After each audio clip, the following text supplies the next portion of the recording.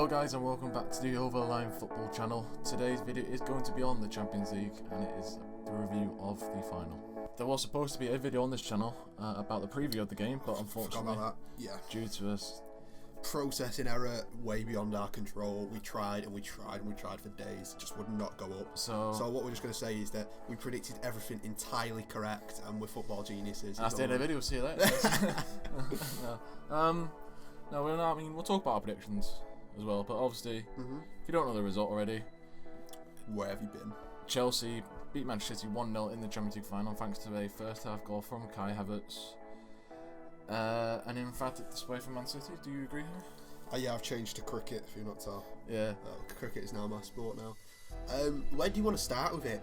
I mean, do you want to start the team first of all? The lineup probably is probably a good way to start. Chelsea was bang on as we predicted, wasn't it?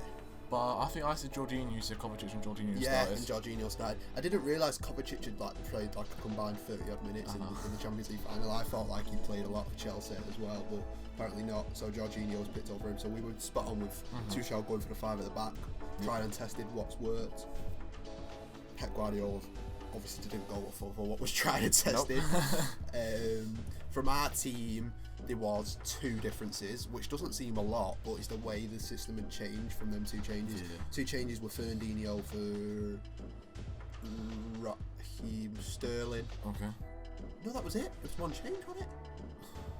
Sterling was the only surprise inclusion, wasn't it? Yes. It was just him for Fernandinho, and it was just obviously we said Zinchenko play left back. Yeah, he did. We had De Bruyne as the false 9, didn't he? And he didn't play false 9 in the end. He was pushed further back into midfield.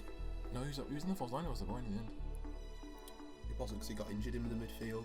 We started with. Who was in the middle then? We started with Raz as the false 9, Raheem Sterling, and Foden was playing off the left, and then Mahrez was off the right. And then as the game went on, I mean, they all interchange anyway, so it doesn't. What really I remember matter. specifically was De Bruyne sat up in the 9, and he had Sterling on the left, Mahrez on the right, and then Foden was in behind. They all interchange. There's no really set position with them front three, so anyway, he might have drifted into. Sterling was the main one anyway. But the key one. I don't think.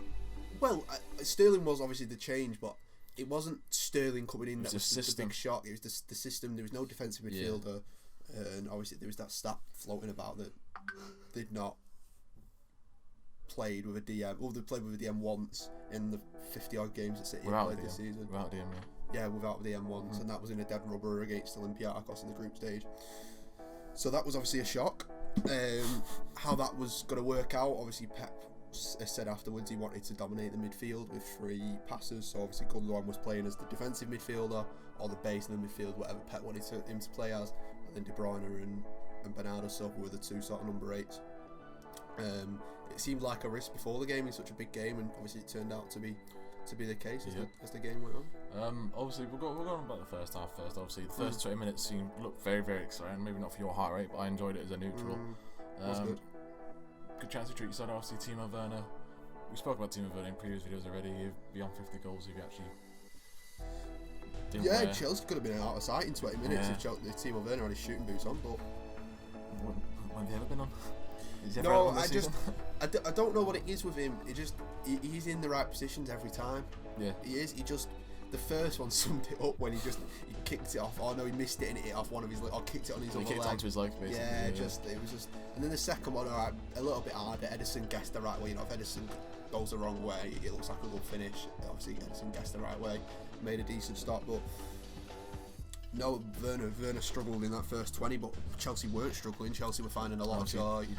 Then obviously Man City's on, and City found a little bit of space, and obviously Foden transfer Rudiger did a great challenge to stop Foden. Yeah, well I know it was quite easy to say now in hindsight, considering they've not seen the preview that we made. But we talked about the key battles, and we said that Chelsea would target Zinchenko's side. Yes. On the left hand side purely because Zinchenko likes to come in the field, and that looked like what Pep was trying to do with possession. Is that Zinchenko and Walker were tucking in as the inverted fullbacks as he does on numerous occasions, and it left Diaz and Stones quite exposed on the counter attack. And every time you know, the pacey players that Chelsea possessed were picking up the ball and driving at the City defence. It was basically John Stones and Ruben Diaz, and then, you know, Zinchenko and Walker trying to chase back because they've had to tuck in midfield to support Gundogan. And that was a key battle we picked out, and that was the case, especially for Chelsea's goal. Obviously, I would talk about that goal as well. I mean, I've seen all his likeness to Fernando Torres against Barcelona and all that whatnot. I've seen all of his fit social media and stuff like that. It's just a load of rubbish, really. Basically, Kai was ball up, ball over the top, counter attack once again from Chelsea. Goes round Edison, obviously comes off Edison's arm, which you didn't realise at the time, did you? Come off Edison's arm, but obviously Edison stopped that. I think you got to look a bit further back than that for the goal, though. Okay. Well, obviously, Chilwell picked the ball up from Mendy. Chilwell then found Mount. Yeah, but I mean, that's the whole point. It is alright just explaining the goal, but Mendy had the ball, and all it took was one throw out to the left, and City were completely exposed. It was quite clear, wasn't it, that the fullbacks tucking in wasn't working because Chelsea were just using the width to their advantage. Yeah. And Mendy obviously spotted that. He's an intelligent keeper. Tuchel might have passed the message on, etc. And he said that, you know, kept his fullbacks as wide as possible. You know, we had Reece James, who was, you know, we'll probably talk about him individually, but was incredible. And Ben Chilwell on the left, and Mendy was just looking for them every time from especially when City were trying to counter the counter, which just looked like what City's biggest threat was yesterday when City were playing quicker on the counter attack. You said Foden's chance came from that. There was a ball over the top of Edison that Sterling just miscontrolled, and he would have been in as well. So City's best opportunities last night, alright, pretty threadbare, came from City speeding up a bit in the attack, whereas unlike City are like not slow, but they're very slow in the build up and then free passes and they're in. There was none of that last night. Whereas as soon as City were counter attacking, and you know, Gundogan was obviously, like he does, tries to support in the box, you know, that left a massive hole. And I just think that if there was a defensive midfielder there, as soon as Chilwell picks up that ball, and who did he lay it? Was it Mount that he laid it? Oh, he played the through also. Mount, yeah. As soon as he laid it off to Mount, Fernandinho or even Rodri does not let that pass happen.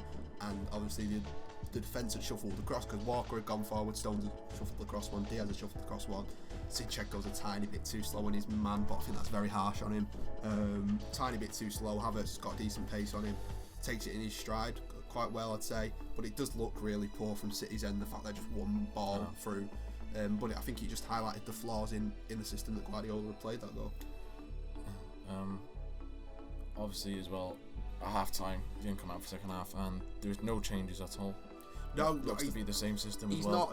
He's not the type to make changes like that. He's very stubborn in his tactical ways. He always says in conferences after with these sort of decisions, he said, "Well, if it works, you'd call me a genius." I said, "Well, it's not worked for 4 or 5 years now, Pep. Please stick to what you know." Even just for himself, look, he must know that people say this sort of stuff about him. You know, if he puts the same team that beat Paris Saint-Germain in the semi-finals out, and they get beat, some of the players then, innit? It's nothing to do with Pep. I've seen some saying like they played a stronger team against Everton in the league than they did against in the Champions League. Yeah, true, but as well, what I think you've got to look at as well is Pep can make up for the fact that some people were losing 2-3 yard balls, very easy passes. I think there was a combination. I think the system, you know, personally as a Manchester City fan, I don't want to put blame on anyone, but I think the changing system on such a big night when anxiety levels are already high for the majority of them players, it's the most important game of their careers, especially club football wise. Bearing in mind only Ilkay Gundogan had reached the Champions League final before in that City starting 11. To just throw new ideas like that on him, I think was quite suicidal from Pep, to be honest. But in the game, whether it was nerves, etc., some players who are normally so tidy on the ball were losing 2 yard balls in areas where Chelsea could counter attack, and that's when they were causing the problem. I feel like with the Pep chances. just clueless in how he was losing the games against Chelsea previously, so he thought he had to go for something kind of out of the blue. He wouldn't expect possibly Chelsea off guard. Like he said, he wanted to have the possession of the ball. Well, I was speaking to people before the game and looking at the formation, just thinking, what was he thinking? And one of the other key battles, I know it sounds like geniuses here, but one of the key battles we said was, you know, with Chelsea playing the 5 at the back, if you can get your wingers, we said we said Foden and Mahrez in behind the fullbacks who are obviously going to push forward, and get De Bruyne and Bernardo Silva playing the balls into them areas, you know, you will get opportunities against this team, but they didn't do it, and the couple of times they did do it, it worked. The Edison long ball was from Sterling making a run in between the right centre back and the right back. Foden again the same. You know, De Bruyne makes that run in between them two players, but squares it to Foden, and Foden's in that area. So we're right in that area, and Pep obviously thought Sterling was better for that because he's got a bit more speed. So that's why Sterling played. But again, it's what we lost defensively that was the problem. I know City only conceded 1 goal in the night, but as we said, Chelsea had a competent strikers. Chelsea could have won that game easily 2 or 3-0, whereas City had 1 shot on target in the entire game. So the extra man, you'd say, helping offensively did not help at all. And obviously that can be down to City as well, but you know, we can't just sit here and not give Chelsea enormous amount of credit for how well they defended. You know, Antonio Rudiger was incredible. All the defence. I mean, all the defence. Christensen came on for Thiago Silva and played very well as well. Obviously, Thiago Silva came off injured. You didn't notice it. You know, that's such a big. You know, when De Bruyne went off for City, I know we'll come on to it probably, but you felt like there was a presence lost. And Thiago Silva was the only one in that Chelsea squad who's experienced the Champions League final. Well, in that side, sorry. And you think coming off would change loads because his experience is gone. Nah, Christensen came in, they stuck together as a unit. They were fantastic at the back. I think because they all knew what their role was and to stick to their roles. Exactly. I'm not saying Man City don't, but Man City. Well, they didn't. Say you come into Man City team, you don't know if you're going to play left wing or left centre mid or right centre mid. Well, they would have done if they'd have played the same formation they played all the Champions League. I'm saying, for example, in the final. You know, in the final, you know, the anxiety levels are already really high for the players, and they're throwing new ideas on it. But I just don't understand what you expected. Obviously, then we're going to the second half. Obviously, still again, Chelsea thought they had better chances as well. The Pulisic was a big one in here. 100%. Ball over the top, chipped Edison, I think. Just wide. Just wide. Obviously, then towards the end of the second half, Man City had a couple of chances. Obviously, the Aguero cross shots, which could have smashed the near post. Obviously, you said after the game, he said, well, we know that's already said already. So Aguero's the best near post finisher in world football, and he's gone to try and chip it across. So the confidence levels weren't there. You know, City's near opportunity came from Mahrez mishitting it on the edge of the box near the end, and that was I didn't realise it at the time. Shooting on the replay, I was like, oh my god, that was inches away. I know.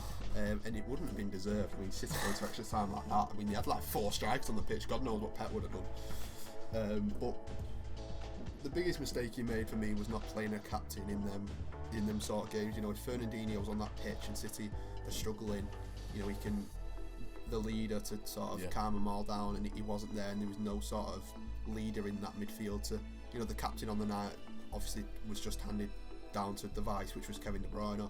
But De Bruyne, as you said, was further up the field. He was trying to do his own game. You need a sort of midfield general, much like what Kante was doing, just a bit more vocal. Obviously, as well, we'll talk about briefly on the De Bruyne incident. Obviously, Kevin De Bruyne, I think, in the second half with the challenge with Rudiger. Looked to me, as he's come out now, he's obviously got a broken cheekbone. Broken cheekbone and it's something to do with his eye. Eye socket? Like an eye socket, but it's a different valve. So obviously there was no also in the game no VR decisions at all. Well, it's gone to VAR, but nothing got decided. Gone to VAR, but nothing was overturned. So which is quite nice to see personally from a neutral fan. Yeah, absolutely. Obviously, like I said, Thiago Silva went off injured in the first half. Christensen slotted in straight away. De Bruyne came off. Who came off? Was it Fernandinho came on?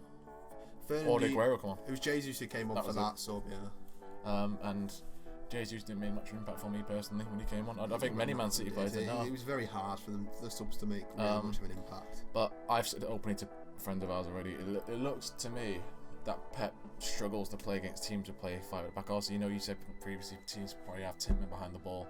But when you're trying to counter-attack against 3 versus 3, and they have 3 centre-backs constantly back all the time, compared to what you have like with Man City's case, where it's just Stones and Diaz back. When you have the 3 centre-halves back, like the ones with pace like James and Rudiger, who are quick as well, there's always the chance that it's not going to work as effectively as you know it is. Also as well, Chilwell and James, for me, they marked Sterling and Mahrez the whole game. So the centre-halves that are the ones that Aspilicueta and who's left centre-half? I think Rudiger was that. Well, whoever came on. Zuma. Yeah. No, Rudiger it was. Rudiger or Christensen. Whoever's left centre-half. Didn't have to do. They only had to watch De Bruyne, whoever the night was playing. Because wing-backs had the wingers matched. Obviously, Sterling got behind Reece James a couple of times during the game. And obviously, James got up to him numerous times. And for me, Bruno Mahrez, as you know already, turns up at Champions League games, as we've seen in previous ones, but he just didn't turn up for me there personally in that game. I don't think he really touched a ball in the first half. I can't even remember him having the ball in the first half personally. But it's things that you can say the same about every single one of those players in the Man City team. There's no real chances. Like you said, Gundogan wanted to get in the box, and once he's got in the box, then he's out of position because no one covered behind him, and then it's 4 versus 2. But just overall for me, I was kind of just stunned on how poor Man City played. Obviously, we've talked about how well Chelsea are set up under Thomas Tuchel, and Thomas Tuchel deserves all the credits he got. Like we said, obviously, we didn't see the preview video, but I was saying in the preview video, obviously, PSG didn't win the league this season. Everyone thought it's basically the easiest league to win in the world with PSG, and obviously they lost to Lille, so it kind of just proves how well Thomas Tuchel's man management is. Obviously, we saw the interviews as well before and after the game about how the Bayern Munich chair at the time met with Thomas Tuchel, and they had a chat because Guardiola and both good friends, aren't they, from the times in Germany at Bayern and when they were at Mainz and Dortmund, so they know each other quite well. So I was kind of shocked that Guardiola he's not really had anything to say in terms of footballing ability in the 3 games that Man City have lost to Chelsea when Thomas Tuchel's been in charge. And to me, I feel like next season perhaps it could be the same again, unless Pep Guardiola realises how to stop Thomas Tuchel's Chelsea. Anything else you have to say on that matter? Or No, I think he's done quite well there. Chelsea, yeah. Talk about some of the Chelsea players, obviously, N'Golo Kante. Definitely. Ballon d'Or favourite, perhaps, if obviously the Euros to come as well. But I think it just highlights how misused he was with Frank Lampard, doesn't it? Yeah, really? 100%. I mean, obviously, we know how good his ability is, and obviously, Frank Lampard, like you said, misused. Kante's played further up the pitch than he's almost used to. We all forget how good N'Golo Kante is. We always think, this is the centre mid of Chelsea, but then you realise he's won 2 Premier Leagues now. He's won a Champions League now. He's won a Europa League. He's won everything that you can win as a player in Europe for the teams he's played for. Bar, I think, obviously, the ones he's playing in France, stuff like that. But he's won a Premier League with Leicester. Yeah. So I like, and he's slotted into that team perfectly for Chelsea. Obviously, there's other players in the pictures of well. Like, obviously, we talk about Reece James. Obviously, the England. Why? Yeah. Well, England team's coming up soon. It's going to be tough. They're very tough for Southgate to pick now. I thought some people think of Reece James like the one that might to leave. Now everyone's thinking of Trent now. I think it's quite hard on Reece James to have. Sure. Yeah, to have a man of match performance for me personally. Man of match, one of the top best performances he ever done in a Chelsea shirt. Was it Kante? I think it was Kante. Yeah. Kante, yeah. But I think it's kind of hard to have your best performance in a Chelsea shirt in a Champions League final and not start for England personally. Obviously, England play in Wednesday. Obviously, the women will be making affiliates on a Monday. The score gets announced on tomorrow, which is June the 1st. Yeah, the lads in the Champions League won't be involved. No. In these 2 friendlies, though. They've been given time off, obviously. But it's going to be interesting to see what Southgate's going to do in that situation. Obviously, same with Chilwell as well. Chilwell had a great game, but obviously, like we said, they literally just man-marked the wingers the whole game. The only time they did go up is when they realised Mahrez and Sterling weren't watching them. Obviously, Kante had chances. Obviously, we've got to say about Kante had a chance in the first half as well, and Sterling was basically watching Kante coming back as well from the header. Chelsea just played. They knew what the job. Everyone knew what the roles were, and they weren't leaving those positions. And they just impressed me highly. Obviously, you're a Man City fan. You're watching a Man City point of view. Obviously, you prefer Man City to win, but how good is it to see players like Mason Mount and Reece James happy? Wow, obviously it wasn't. I didn't watch the celebrations, as you can probably imagine, and you probably understand from my point of view. But no, it's great that, and I think it's good for England that the English teams are starting to dominate in Europe. That's the second all-English final in the last 3 years. Yeah, because Tottenham and Liverpool, then it was Bayern and PSG, and then it was City and Chelsea. So, and then obviously United got to the Europa League final. It was Chelsea and Arsenal in the Europa League final not long ago. So it's good to see the English teams dominating from a purely sort of England point of view, and the England players central. I mean, I'm pretty sure they said I think it was 7 of the. There was 7 players in the starting 11 that have been picked by Gareth Southgate across the 2 teams last night, which is great to see as well. And look, the City players aren't losing form just because of one game. Phil Foden is still going to be central to Southgate. Walker will be important. Stones is going to be really important as well. And Sterling, I assume, will play his part. But Mason Mount, Reece James, as we've said, there's so many that are going to play a part this summer. But it's good to see that they'll go into the camp buzzing after such a brilliant season, especially for Mason Mount. And hopefully they can carry the form through to the Euros for us. But Chelsea were obviously on the night thoroughly deserved winners, and Tuchel has done an incredible job since coming in. And I've heard that he's getting a new contract, so he's going to be. And as well, you've got to think transfer window wise. you know, Chelsea are going to have that massive full of being European champions now for the likes of Kane and etc. Perhaps also, obviously, what's going on in Milan as well with the likes of Lukaku and other players wanting to leave as well. Lukaku won't be on the move if Conte. Now Conte's gone, maybe. But yeah, on that, we'll leave it there. Obviously, Harry was buzzing to make this video today. Obviously, yes, with the result, but it had to happen. It had to happen. It's important. Obviously, it's nice to see Man City point of view because there's many Man City fans in the world, is there? So, other than Noel Gallagher, Liam Gallagher, no one really cares about Man City fans today. So it's nice to see Man City fans' point of view, as well as the neutrals as well, looking at actual overall game. I could sit here for 25 more minutes and talk about it, but I wouldn't bore you to death. And also you might see a couple of tears in his eyes, which you don't want. But yeah, we'll leave it on that. Champions League final.